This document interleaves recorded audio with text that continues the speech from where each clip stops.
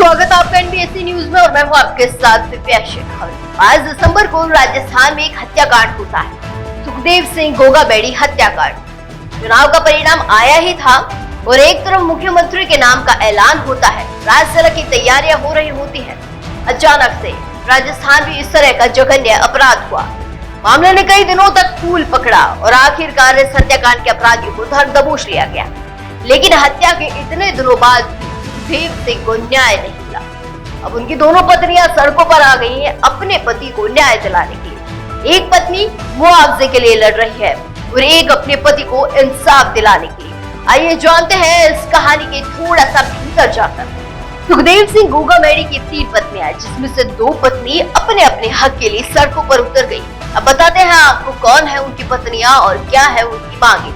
सबसे पहले बात के स्वर्णकार समाज से आने वाली सपना सोनी और गोगाबेड़ी का कई सालों का सफर रहा है। और तो और सपना सोनी और सुखदेव सिंह जयपुर के एक मकान में कई सालों तक साथ रहे और श्यामनगर में स्थित इसी घर में गोगाबेड़ी का अपना कार्यालय था, जहाँ 5 दिसंबर को की गोली मारकर हत्या कर दी जाती है। जब तक याद है इस केस को राजस्थान में बहुत ज्यादा हाइप मिली। हालांकि पुलिस ने कुछ दिनों के भीतर ही अपराधियों को पकड़ लिया था और उनकी पत्नियां अपनी अपनी जगह पर इंसाफ की मांग कर रही हैं। सपना सोनी से जब मेरी बात हुई, उनका साफ तौर पर ये कहना था कि एनआईए, जो देश की सर्वश्रेष्ठ जांच एजेंसी मानी जाती है, उसने अब तक उन लोगों को क्यों अरेस्ट नहीं किया जिन्होंने इस हत्याकांड को अंजाम दिया था। ये कई सवाल थे जिनका मैंने जवाब भी जानना चाहा।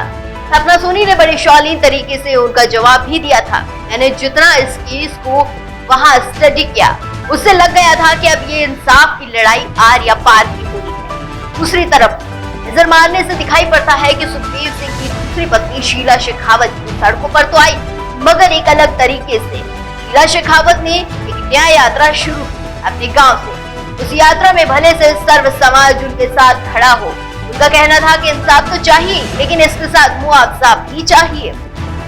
एक तरफ वो इंसाफ की गुहार लगाते हुए इंसाफ मांग रही है और एक और पैसे की मांग कर रही है। अगर पूरे सिनेरियो को समझते हैं तो ये घरेलू मामला बनता जा रहा है। खैर, अब इस मामले में कब तक सुखदेव सिंह को न्याय मिलेगा ये तो समय ही बता पाएगा, लेकिन कई सवालिया निशान आज भी मुझे याद है, तो मैं आपके साथ साझा करती हूँ। पहला कि जान का खतरा था सुखदेव सिंह को, फिर भी सुरक्षा मांगने पर नहीं दी जाती है। उस दिन घर में सभी सुरक्षा कर्मियों का ना होना तो बड़ा सवाल होता है। उसी दिन सुखदेव सिंह का अकेले मीटिंग करना, ये अपने आप में एक बड़ा सवाल होता है। उसी दिन बुलेट प्रूफ जैकेट ना पहनना, तमाम सवाल शान तो खड़े करते हैं, साथ ही इनका जवाब भी किसी के पास नहीं मिलता है। अब देखना होगा कि इस केस में कितनी जल्दी न्याय मिलता है। फिलहाल के लिए मेरे साथ बस इतना ही। बने रहिए एनबीएससी न्यूज के साथ। नमस्कार।